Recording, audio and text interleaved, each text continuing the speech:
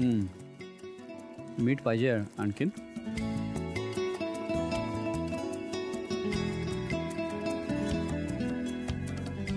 थोडीशी टेस्ट बॅलन्सिंगला थोडीशी किंचित शुगर टाकू आपण. बस, मस्त झाली आहे भाजी. कोथिंबीर भरपूर आणि सगळ्यात शेवटी ह्याच्यात टाकणार आपण लिंबू. वा,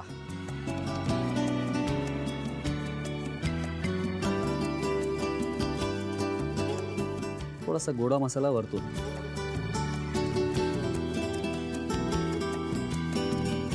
तयार आहे आपली डिश हरभरा आणि वांगी मसालेदार.